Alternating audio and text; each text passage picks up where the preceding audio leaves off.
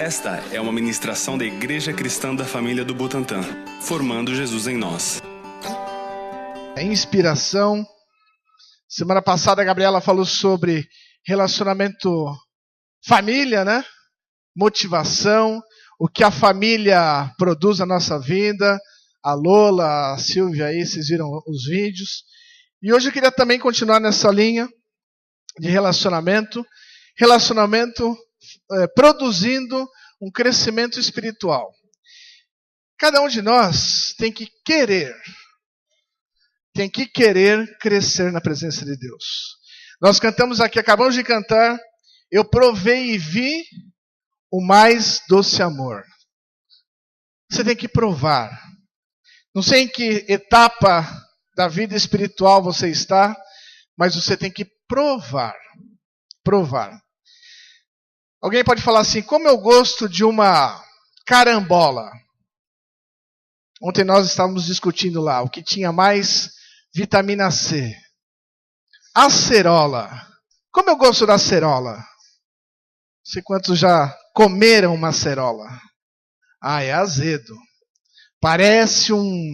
E aí você precisa provar. Porque palavras às vezes não vão expressar o que uma acerola representa. Palavras podem não expressar aquilo que uma vida com Deus representa. Você precisa provar.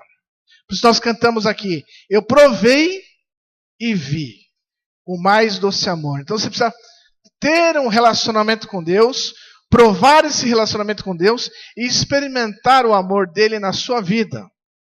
Às vezes um líder pode te inspirar, pode te motivar, mas você tem que fazer. Você tem que querer. E hoje eu queria falar sobre esse crescimento. Que você está vendo aí, ó, a menina, a transformação que acontece. E no reino de Deus também é assim. Em poucas semanas aí nós teremos o batismo. O que é o batismo? Nascimento. Então eu queria que você abrisse sua Bíblia lá em João 3 e 4. João 3 e 4. A isto respondeu Jesus, em verdade te digo, que se alguém não nascer de novo, não pode ver o reino de Deus. Perguntou-lhe Nicodemos, como pode um homem nascer sendo velho? Pode, porventura, voltar ao ventre materno e nascer a segunda vez? Ou seja, Jesus, numa conversa com Nicodemos estava entendendo as coisas de uma forma material, uma forma física. E Jesus estava falando de um nascimento espiritual. Se alguém não nascer de novo, não pode ver o reino de Deus. Não importa se você tem 10, 15, 50, 80 anos, você precisa nascer de novo. Talvez você já tenha passado por aí. E aí quando você nasce de novo, você é um recém-nascido. Aí é a minha sobrinha. 15 dias. É a Júlia. 15 dias. Hoje ela está com 45. O que a Júlia faz? O que um recém-nascido faz? Mama e dorme. Só faz isso. É cada hora, cada 2 horas, cada 3 horas, dorme. Aí nós tivemos um almoço aí, Dia das Mães, e todos os tios lá queriam acordar a Júlia, porque ela só quer dormir. Então, Júlia, acorda aí. Então, batia no carrinho, outro pegava ela, acorda. Para quê? Para ver a reação, para entender e interagir com o recém-nascido. Mas o que um recém-nascido quer?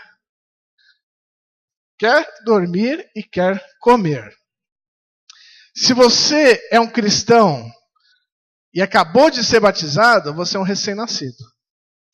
Mas nem fui batizado, então você ainda é um feto. Você ainda não nasceu, você está em formação.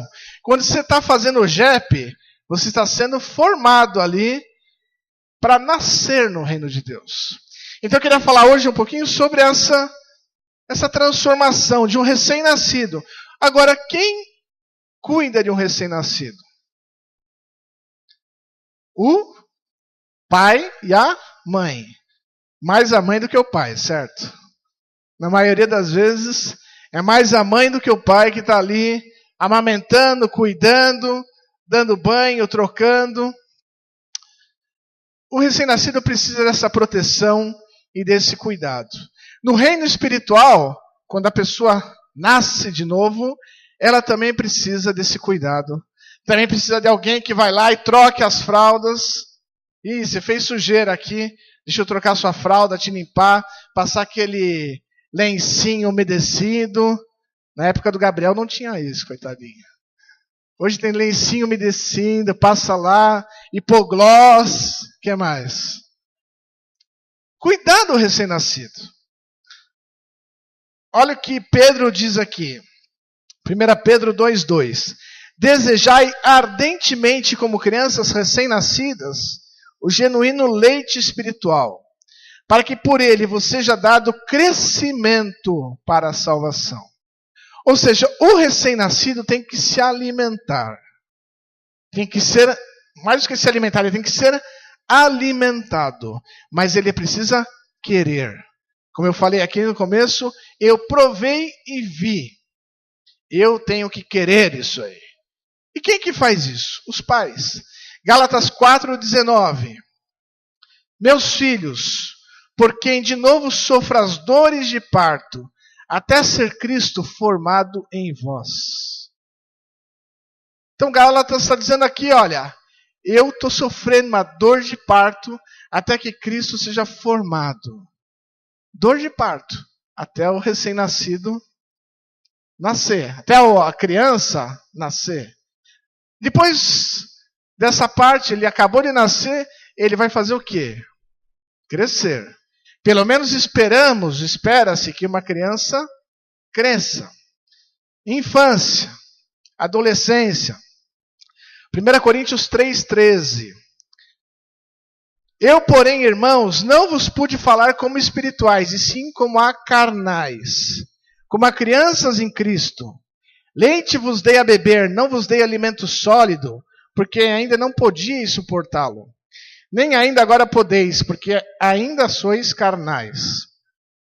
Porquanto, havendo entre vós ciúmes e contendas, não é assim que sois carnais e andais segundo o homem. Carne não é aquilo que Nazar e seus assessores estão ali fazendo para você comer, não, daqui a pouco. A carne, nesse sentido, é a vontade humana. É a vontade de pecar. É a vontade de ser independente de Deus. Essa é a carne. Satisfazer os desejos da carne. E aqui ele está dizendo o quê? Se sois carnais, sois crianças.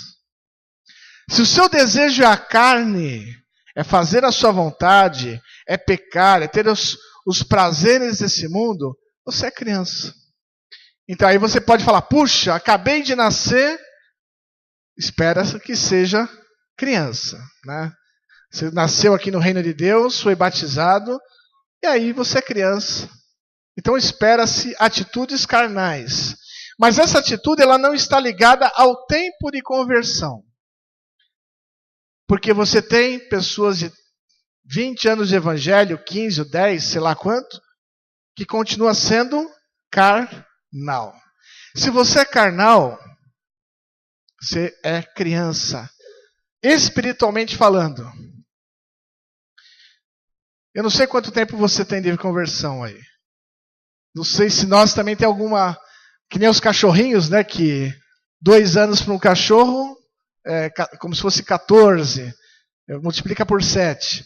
No reino de Deus, tem gente que vai muito rápido e tem gente que vai muito lento. Aí você vê 2 pessoas que se convertem juntas. Uma é um avião, se interessa, quer, tem vontade, busca Deus, não falta nas reuniões. A Carminha e a Angélica, na época, o pessoal brincava que elas eram manem, né?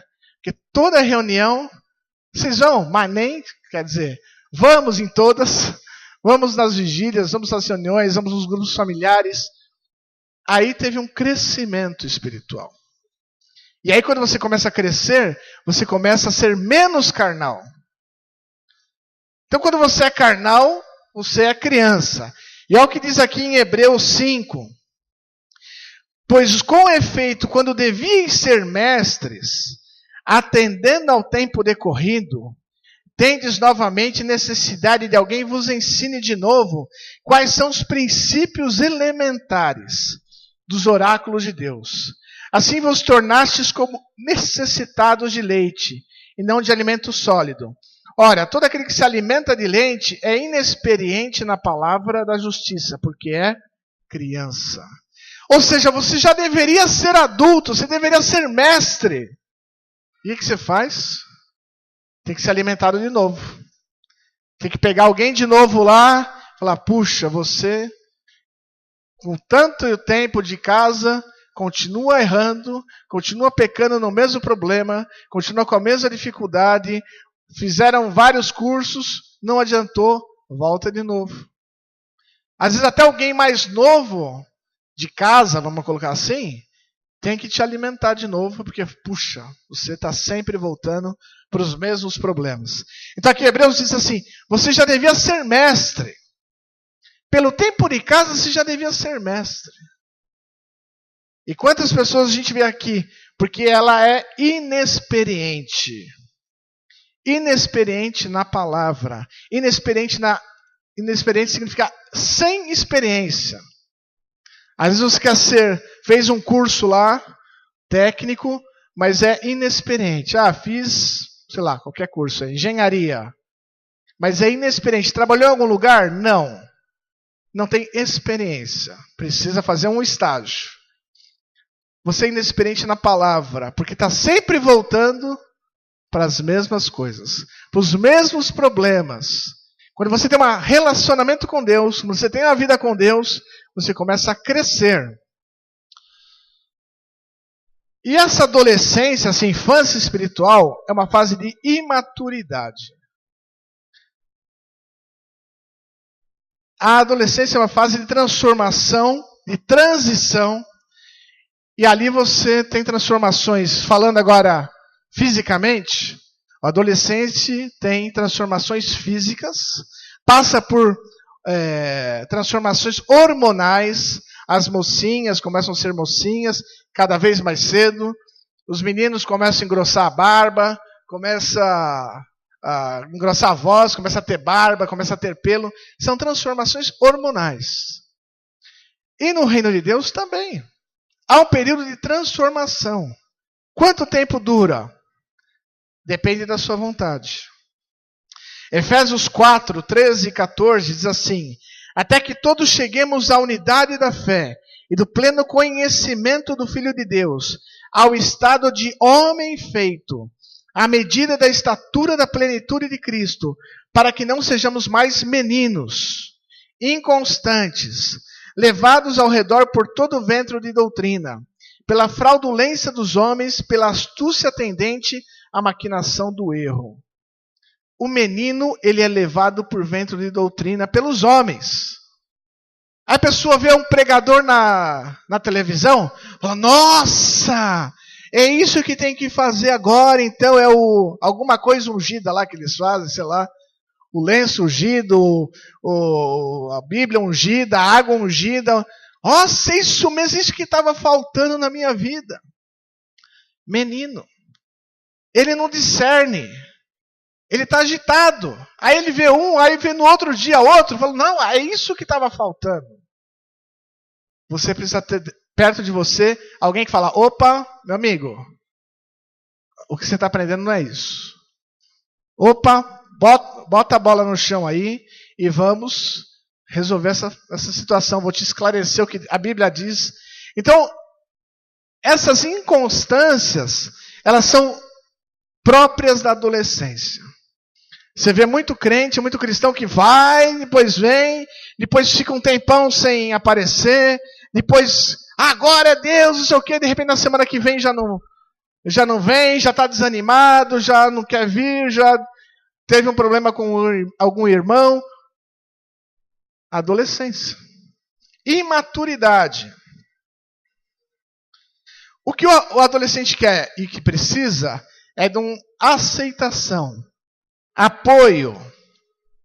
Existe, aí eu estou falando, tanto para os pais fisicamente, como para os pais espirituais. Existe um papel importantíssimo do pai nesse período de adolescência, inclusive espiritual. Primeiro, você tem que estabelecer limites e manter o controle, mas mantenha um diálogo aberto. Então não é só limite, só não pode, só... Tem que ter diálogo. Ele precisa dialogar, não é um ditador lá falando e colocando as regras. Mantenha abertas as linhas de comunicação, o máximo possível. Eles se sentem ouvidos e quando fazem isso, têm um melhor desenvolvimento. Tente mantenha um equilíbrio entre respeitar a privacidade do seu filho e ao mesmo tempo manter a vigilância sobre ele. A Carminha estava falando que essa semana viu um vídeo lá daquele Cláudio Duarte, um cara que fala muito sobre família, e ele dizia que ele estava falando assim, tem pai que chega no quarto do seu filho, de mansinho, fala assim, mão na cabeça agora! O que você está teclando aí? Deixa eu ver. Mão na cabeça. Não digita mais nada. Não entra. Peraí, eu vou ver seu Facebook, eu vou ver seu WhatsApp, eu vou ver. Mão na cabeça. Aí a criança fica assim, o adolescente fica assim. Calma. Tem que ter um equilíbrio entre vigilância e o que você está fazendo. Não pode deixar solto, mas também ele não pode ser invadido. Os adolescentes devem ser tratados com justiça e com demonstração de que são confiáveis. Eu começo a colocar coisas na mão dele, para ele fazer. Os pais que se envolvem emocionalmente, prestando atenção, têm papel crucial no sentimento dos filhos a respeito de si mesmos. Ou seja, a autoconfiança. Principalmente para os meninos, a questão e a presença dos pais. Que muita gente vai depois do acampamento lá, de jovens, adolescentes, meu pai é ausente, meu pai não sei o quê, mesmo na igreja. Se você é pai espiritual, tem que cuidar dos seus filhos. Tem que cuidar dos seus adolescentes aí. E se você é pai, fisicamente falando, também. Uma das coisas mais importantes do pai é o encorajamento. A motivação. É ter alguém dizendo, vai dar certo. Vai em frente. Olha, não sei se você tem uma pessoa assim na sua vida, mas é muito importante. Espiritualmente falando, é muito importante. Alguém que vem e fala assim, puxa, você está desanimado, Deus não me responde oração, eu estou sentindo que eu não sou ouvido, eu estou sentindo... Não, vamos orar junto aqui, agora. Tem que haver essa motivação. Esse é um papel importantíssimo do pai. Deus fala lá para Moisés, eu nem coloquei aí, Deuteronômio 3:28, dizendo assim, manda Josué e anima-o. Deus falando para Moisés, manda Josué e anima-o. Fala que vai dar certo, tem que ser animado. Porque às vezes o cara é novinho. Josué era bem mais novo do que Moisés. Então, olha, fala para Josué e anima. Anima que vai dar certo. Anima que tem gigantes lá, mas que Deus está com ele. Todos nós precisamos de alguém assim na nossa vida. Todos nós precisamos de alguém que nos anime. Nós temos aqui algumas perguntas aí que nós fizemos no quiz. Não sei se você já respondeu. Deu certo ou não, Daniel? Deu? A gente tinha 3 perguntas. Não sei se você já viu aí hoje. A primeira pergunta é assim, se você tem um líder, aliás, você tem um líder ou discipulador que te acompanha? Alguém que está perto de você? Para sim, você tem que digitar número 1. Para não, você tem que digitar número 2. Temos respostas aí? Não.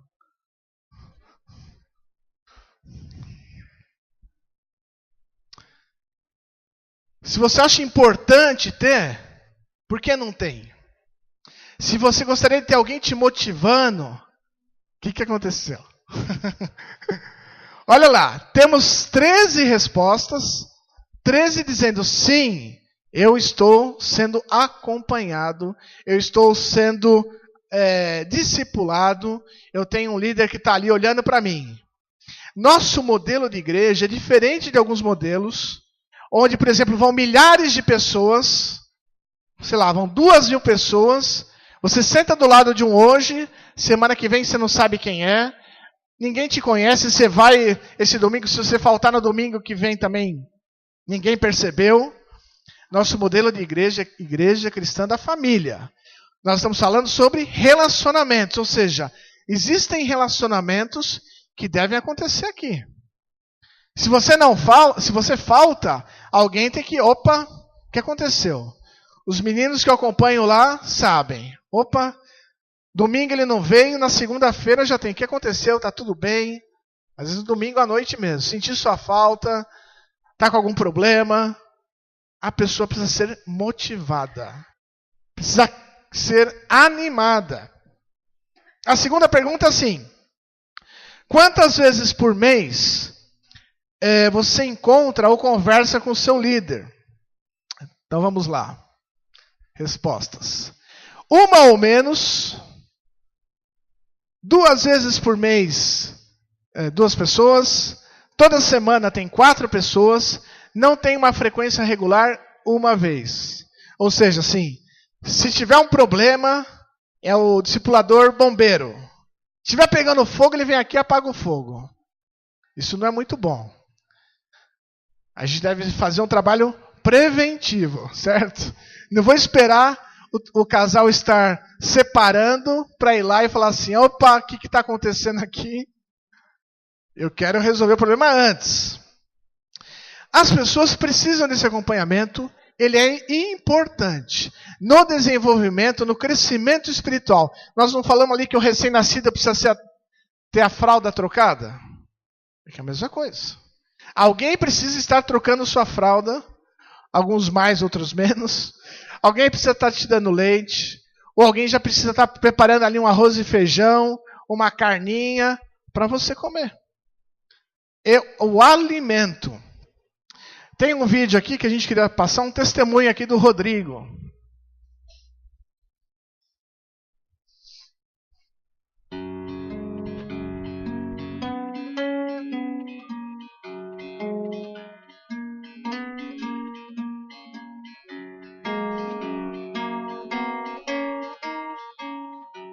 Na época eu era molecão, eu peguei um trabalho de pintura de parede com ele. Pintar rodapé, assistente de pintura, cara. E aí no meio dessa história toda, ele falou, vamos almoçar lá em casa hoje? Que a tia fez um almoço especial e tal, não sei o que, vamos lá. No meio do dia, assim, né? E aí eu fui almoçar na casa dele. Quando chegou lá, cara, ele propôs fazer uma oração. Só que eu tava assim, sabe quando você tá a quilômetros de distância de Deus, cara? Muito longe de Deus. Tudo errado, vida obscura, cara. Triste pra caramba, se sentindo mal. E aí ele começou a orar. Eu lembro, cara, tinha um tomate no prato, assim. Cara, eu não aguentei a presença de Deus ali. Eu não sabia o que era, né? Eu não conhecia. Cara, e eu comecei a meio que chorar, assim, enquanto ele orava. Eu fui salgando o tomate, né? E aí ele terminou a oração e virou pra mim, tá tudo bem? Eu falei, tudo bem, mano. Meio que engolindo, assim. E eu lembro que aquele dia foi um dia especial, porque a partir daquela oração ali, que era uma oração de agradecimento a Deus, muito simples, eu fiquei tocado, porque falei, meu tio é pintor, tá batalhando pra caramba, não tem grana, eu tô aqui batalhando com ele e tá agradecendo a Deus. Ele tem uma vida difícil também, tão difícil quanto a minha. E eu meio que abri uma portinha assim pequenininha pra Deus começar a falar comigo, né? E a inspiração veio através do meu tio. Era uma inspiração de gratidão, né? quando a gente tá longe de Deus, a gente não tá na vibe de ficar agradecendo, né? Tá na vibe de ficar reclamando, né? Reclamar de tudo, tá? Eu tava bem assim.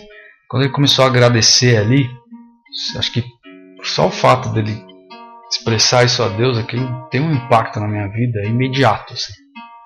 Eu saí daquele dia lá do almoço, eu saí, já assim, cara, tem alguma coisa diferente aqui. Inspiração, né? E eu lembro que a sequência daquilo era um trabalho que a gente estava fazendo assim durante a semana, né? Eu era assistente dele, todo dia ele passava em casa, me pegava, me levava lá para a obra e eu trabalhava junto com ele. No final do dia ele me trazia de volta. A sequência dessa semana era uma sexta-feira, assim, o último dia da semana de trabalho. Eu na padaria do lado de casa falando assim, onde é que você vai? E aí ele falou, vou na igreja que fica aqui na Alvarenga e tal. Ele não me convidou.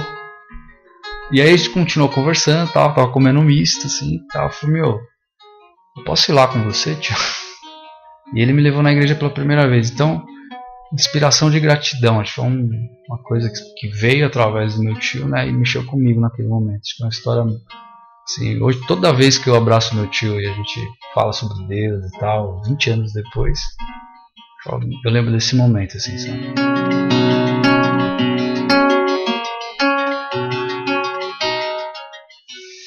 E a outra história era do Nelson, que aí era assim, já era um pouquinho mais pra frente, né? Era eu já batizado, começo de vida com Deus, tudo caminhando assim, né? Na época eu era boy, tava trabalhando suado para conseguir pagar as contas e tive lá, sei lá, acho que era o meu primeiro, segundo talão de cheque. Naquela época eu usava muito cheque, né? E roubaram um cheque meu. E tipo, foram na boca do caixa, sacaram, imagina, sei lá, seu salário é R$500, o cheque era de R$250. Pagar aluguel, né? Fazer as compras, ajudar em casa. Aí eu fui atrás de quem foi a pessoa que sacou e tal, e descobri que é uma pessoa muito próxima a mim, tipo da família, assim. E aí, no instinto imediato, falei, vou ligar na polícia. E eu liguei na polícia. Liguei 190, falei assim, me roubaram.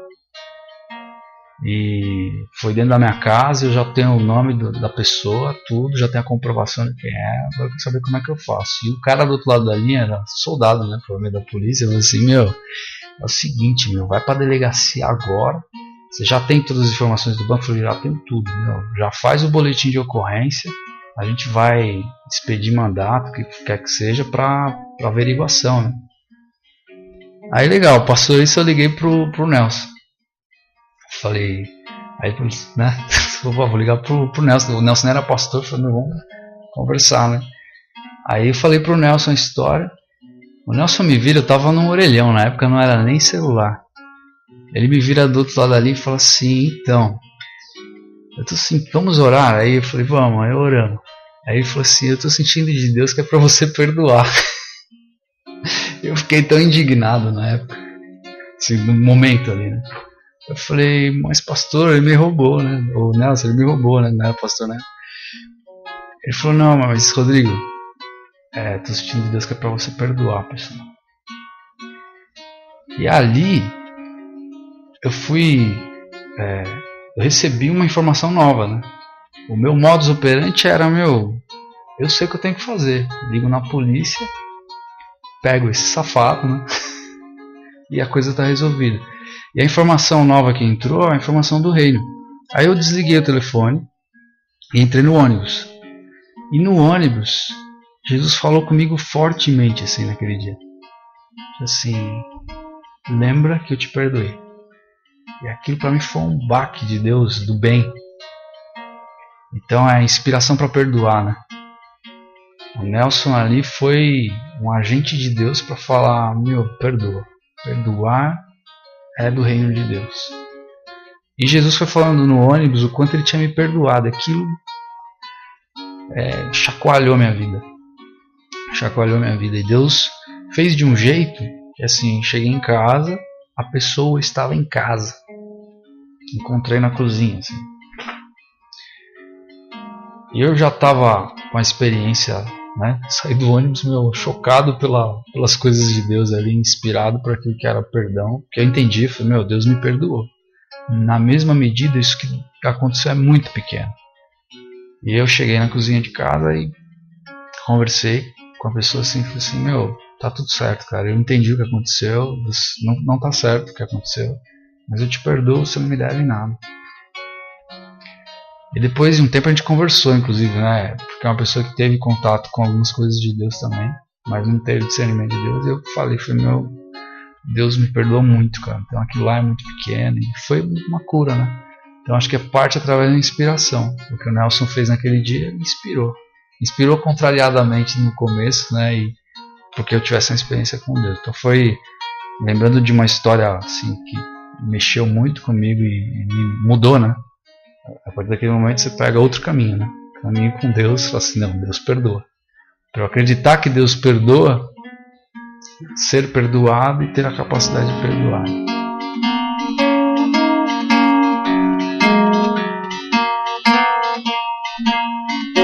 Então isso aí é a Igreja Cristã da Família. Isso aí é ser acompanhado.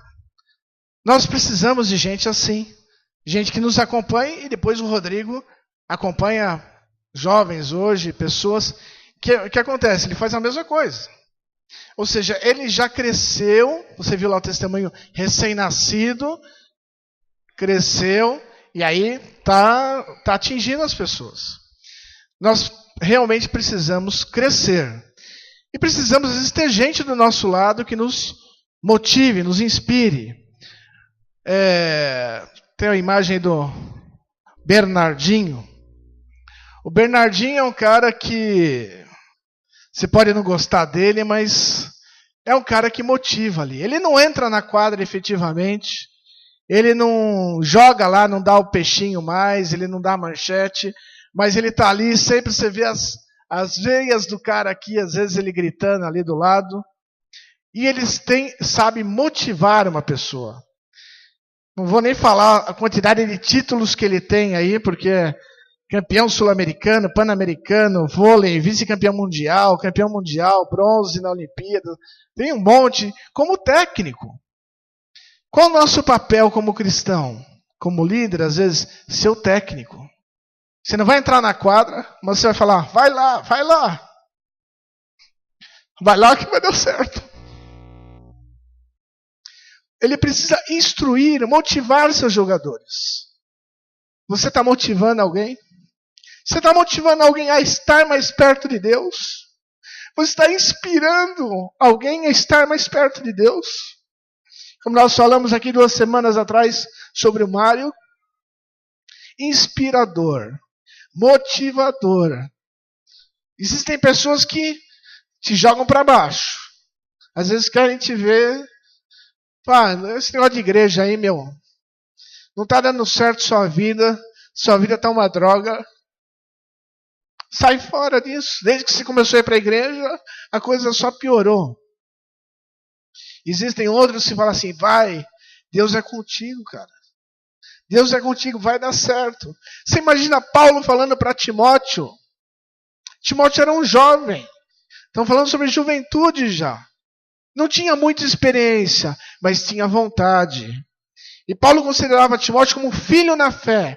Ele diz em 1 Timóteo 1:2. A Timóteo, verdadeiro filho na fé. Graça, misericórdia e paz. Paulo conhecia o caráter de Timóteo. Filipenses 2. Espero, porém, no Senhor Jesus mandar-vos Timóteo, o mais breve possível, a fim de que eu me sinta animado também, tendo conhecimento da vossa situação, porque a ninguém tenho de igual sentimento, que sinceramente cuide dos vossos interesses. Pois todos eles buscam o que é seu próprio, não o que é de Cristo Jesus. E conheceis o seu caráter provado. Paulo conhecia o caráter de Timóteo. Paulo conhecia quem era Timóteo, podia falar, vai lá e anima esses caras. Você é um líder motivador. Do outro lado, você é alguém que está sendo motivado por alguém a estar mais perto de Deus? Ou é alguém que está sendo desmotivado? Quantas vezes a gente vê gente desmotivada, às vezes até pelos próprios líderes, às vezes até mesmo pelos próprios pais. Quando você, pai, fica lá, às vezes volta da igreja, no carro, comentando e fala, puxa, aquele pastor lá chorou de novo. Oh, coisa chata. Aquele outro falou muito. Oh, mas aquele cara fala demais. Você sai da igreja reclamando. Às vezes para o seu filho pequeno. Aí depois de uns anos, aquele seu filho acreditou naquilo, tudo que você falou. Aí você fala, filho, vamos para a igreja. Não, pai. Lá é chato. Lá tem pastor que fala muito. Tem pastor que chora. Vou ficar aqui. Aqui tá bom. Como é que você mesmo desmotivou? Você mesmo falou. Quando você critica, você está desmotivando. Existem coisas, meu irmão, eu teria muitos motivos para estar desmotivado. Mas eu sempre tive alguém que me motivou. E sempre tentei motivar. Às vezes é difícil, às vezes as coisas são complicadas, mas você tem que ser motivado. Como Paulo diz para Timóteo mais uma vez, 1 Timóteo 4,7, rejeita as fábulas profanas e de velhas caducas. Exercita-te pessoalmente. Timóteo, exercita-te. Faz alguma coisa boa. Não só fisicamente. Pois o exercício físico para pouco é proveitoso, mas a piedade para tudo é proveitosa. Ora, é para esse fim que labutamos e nos esforçamos, sobremodo, porquanto temos posto a nossa esperança no Deus vivo. Ninguém despreze a tua mocidade. Pelo contrário, torna-te padrão dos fiéis. Embora Timóteo fosse jovenzinho, Paulo dizia assim, torna-te padrão. Paulo estava sempre motivando Timóteo, sempre incentivando Timóteo. Tem outros também, Paulo incentivava Tito. Ele falava, Tito, verdadeiro filho, segundo a fé comum, graça e paz. Onésimo, que não é muito conhecido, sim, solicito-te, que em favor do meu filho Onésimo, que gerei entre algemas. Paulo acompanhava pessoas. Paulo era discipulador. Paulo incentivava. Paulo continuava. Paulo encorajava. No mundo empresarial existem os coaches, né? Mentoreio. O coach é o cara que às vezes é mais experiente. E o trabalho dele não é fornecer respostas, mas o trabalho dele é descobrir, organizar as ideias que às vezes você tem. Profissionalmente, muitas empresas e profissionais reconhecem o benefício do coach, da mentoria. Nos Estados Unidos e na Europa é tratado como uma ferramenta de desenvolvimento. Mentoria hoje é de grande valia para jovens recém-formados. Ou seja, as empresas entendem que ter uma pessoa, às vezes, mais experiente, que incentive, que motive, vai produzir mais lucro. Vai produzir mais resultado. Tem várias empresas que se organizam dessa forma. Elas pegam um princípio que é cristão, um princípio que Jesus tinha. Você tem vários livros hoje aí. Você tem o Monge Executivo, que é um dos mais famosos, ou o mais famoso, falando que o líder é o cara que serve. Onde está na Bíblia? Onde está isso? Na Bíblia. Ou seja, são princípios bíblicos que são aplicados nas empresas. Todos nós, seja na nossa vida profissional, a não ser que você pode estar sendo treinado, você pode estar treinando. Na igreja, você também pode estar em uma das duas fases aí. Você pode estar como recém-nascido sendo treinado e cuidado, mas você também pode estar treinando. Você também pode estar motivando. Você também pode estar cuidando de alguém. E aí vem a maturidade. Maturidade. Hebreus 5, 13 a 14. Diz assim, ora, qualquer que se alimenta de leite é inexperiente na palavra da justiça, pois é criança.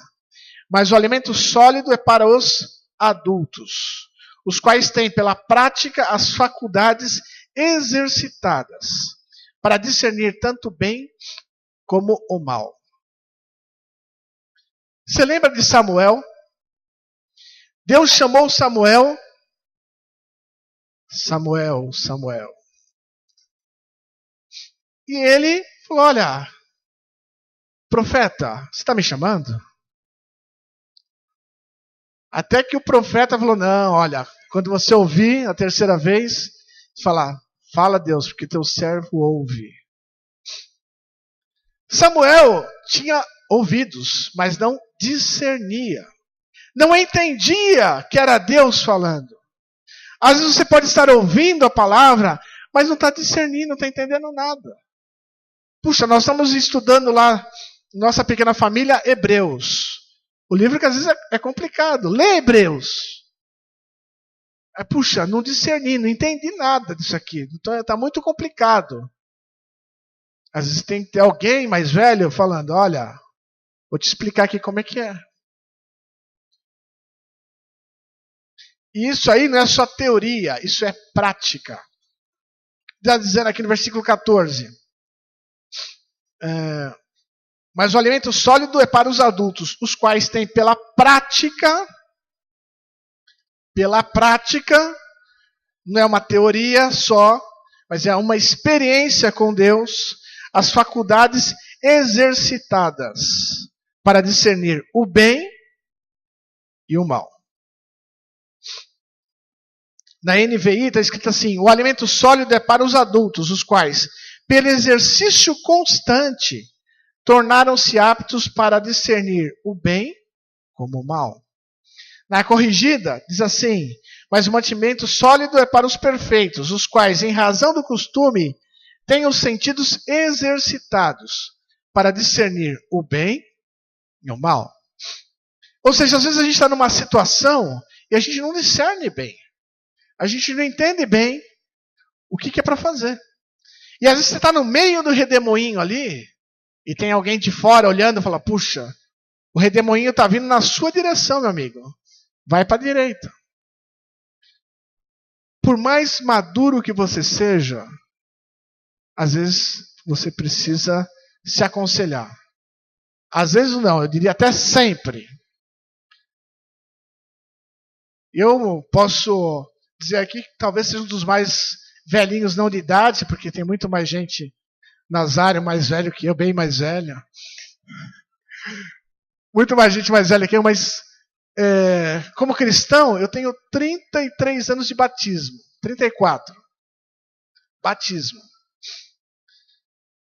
Ou seja, aprendi muita coisa. Mas mesmo assim, hoje, continuo me aconselhando. Continuo olhando e continuo sendo aconselhado e aconselhando. Às vezes é um crescimento um pouco diferente, ou o conselho é um pouco diferente. Quando eu chego para o meu pai hoje e falo uma coisa, não é a mesma coisa de quando eu tinha 10 anos. O conselho, a relação é diferente, mas eu continuo perguntando. Continuo perguntando para o meu sogro, continuo perguntando para quem está comigo. Decisões na sua vida espirituais, decisões ministeriais, decisões profissionais, decisões relacionais. Eu fico boquiaberto quando gente vem falar, comecei a namorar com tal pessoa. Puxa, bom, ótimo, estava encalhada, ainda bem. Mas você orou antes? Você conversou com o seu líder? Não, isso aí não precisa, isso aí já está na cara. Que depois de 1 mês, 2 meses, 1 ano, dá com os burros na água, tem problemas. Pior quando casa, aí é pior ainda. Quer dizer, as pessoas vão tomando decisões importantes na vida, que vão impactar a sua vida, perguntam para ninguém, não querem saber, acham que são donas dos seus narizes. Eu não vejo isso na Bíblia. Eu vejo Paulo aconselhando Timóteo. Eu vejo Moisés aconselhando Josué. Eu vejo os profetas lá, Elias e Eliseu. Quanta gente. Jesus com seus discípulos. Jesus dando direção, Jesus dando correção, instrução. Jesus se relacionando. Isso não pode ser algo teórico. Tem que ser algo prático, dia a dia. Isso aí é discipulado. É cuidado. Eu não gosto muito da palavra crente. Crente, primeiro na Bíblia, ela só tem 31 citações. A palavra discípulo tem 839. Crente, a Bíblia diz, Tiago 2,19, você é crente? Sim ou não? Você crê? Eu também sou, ótimo. A Bíblia diz em Tiago 2,19 que o diabo também crê. Então nós não estamos em boa companhia. E treme. Tiago 2,19. Crês tu que Deus é um só? Fazes bem. Até os demônios creem e tremem. Quer dizer, o demônio crê em Deus e treme. Tem crente hoje, falando aqui, né, da terra, que crê, mas também nem treme. Porque Deus, uma coisa que está tão longe, não vai ter nenhum raio aqui caindo, né? Então vamos lá, vamos pecando e vamos deixando a vida te levar. Mateus 28 diz assim: Jesus, aproximando-se, falou-lhes, dizendo: toda autoridade me foi dada no céu e na terra. Ide, portanto, fazei discípulos. Ele não falou para fazer crentes, fazer seguidores, fazer dizimistas. Não falou nada disso. Ide, fazei discípulos.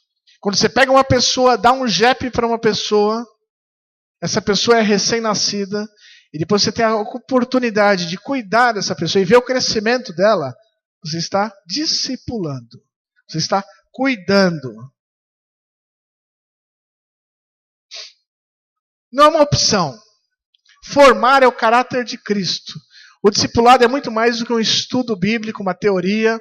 É algo que transcende. Por isso que a pergunta lá, quantas vezes por mês você conversa com o seu discipulador? Pastor, pode ser uma vez por ano? Tinha uma moça aqui que ela falava isso. Quem me acompanha é tal pastor. Puxa, engraçado. Você fala com ele quantas vezes? Eu falo quando eu preciso, sim. Muito tempo depois, a moça, os dois na igreja, um casal, ela se separou dele, arrumou outro, ele se separou dela, juntou com outro, tem filho com outro. Quer dizer, é uma coisa teórica. Para ter o nominho lá, avisa aí o Ministério Pastoral que quem cuida de mim é o... Cuida mesmo?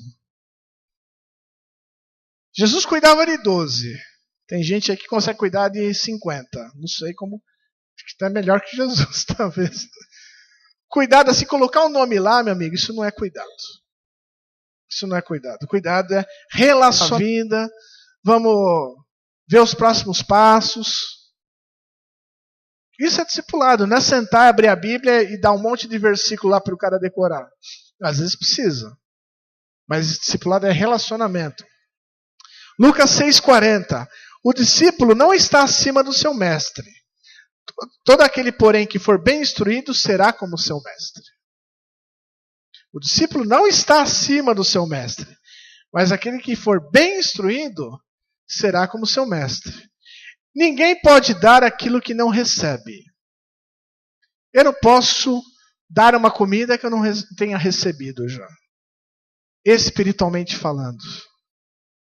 Ou seja, se você vai escolher um líder, ter um líder com você, ele também precisa ter, esse líder precisa estar sendo cuidado. Esse pastor também precisa estar sendo cuidado. Tem um grupo, chama-se Mentoreio de Pastores. Começou pequeno, hoje no Brasil aí tem mais ou menos uns 8 mil pastores sendo cuidados. Pastor precisa de cuidado. E lá, até foi uma decisão ministerial, que ficava me convidando, você precisa cuidar dos pastores. Meu amigo, ou eu faço isso ou eu faço outra coisa. E a decisão foi, não, vamos ficar aqui no Butantã, eu vou ficar cuidando dos pastores de outras igrejas, inclusive. Não dá para fazer isso, porque isso exige tempo. É tempo, é conversa, é telefonema, é almoço, é jantar, é ida na casa. Isso é discipulado, isso é mentoreio. Se você está sozinho, cuidado. Porque o diabo adora a gente sozinha. Eu lembro uma vez, meu pai foi falar com um pastor muito importante aí, 20 anos atrás, do Brasil todo. E meu pai é meio direto, falou assim, quem cuida da sua vida? Eu comi, deu uma enrolada lá, não falou nada. Meses depois, largou a mulher, foi viver com a secretária. Quer dizer, o pastor precisa ser cuidado, líder precisa ser cuidado. Meu amigo, não existe super-homem. E se você não é nem pastor nem líder, precisa ser cuidado. E precisa cuidar de alguém. Você já tem, nós estamos falando aqui do JEP. Você tem condição de dar um JEP? Ótimo. Faça isso. Mas não faça sozinho. E 1 Tessalonicenses 2. E sabeis ainda de que maneira, como pai a seus filhos e a cada um de vós, exortamos, consolamos e admoestamos para viverdes por modo digno de Deus, que vos chama para o seu reino e glória, como pais a filhos. Então existe um conceito de pai espiritual, que cuida do filho. Comecei falando aqui de recém-nascido, criança que tem que estar sendo trocada espiritualmente. Também tem que acontecer isso. Também tem que haver esse relacionamento, também tem que haver essa abertura. Você tem que ter alguém que você converse. Uma vez foi uma paciente lá no consultório, falou assim, hoje não queria ouvir motorzinho, não quero nada. Posso falar com você? Senta aí. Pior do que ter problemas é não ter com quem compartilhar esse problema. Ela me falou isso. E comecei lá, aí esquece consultório, virou pastor de novo. Tem uns problemas. Então, mas não tinha com quem se abrir. Se você vai numa igreja grande de 5.000 pessoas, meu amigo, não tem com quem se abrir. Você está lá, é um na multidão. Mas você pode estar sozinho no meio da multidão. Você pode estar sozinho no meio de uma igreja, sentado com 4.000 pessoas. Não é o que nós queremos. Então nós estamos falando sobre relacionamento, nós queremos que você se relacione. Então eu queria orar, fazer 2 orações aqui, queria chamar o pessoal do louvor também.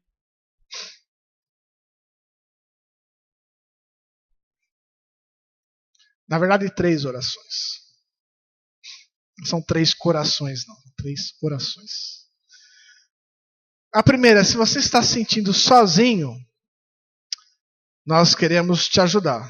Nós queremos, às vezes, trocar sua fralda, às vezes, dar um leitinho para você, às vezes, dar umas palmadinhas. Precisa estar conectado. Precisa estar ligado. Se você está sozinho, vou dizer que a maior culpa é sua mesmo. Porque nós temos uma igreja que fala que não é para estar sozinho. Nós temos pessoas que estão dizendo assim, eu estou aqui para ajudar.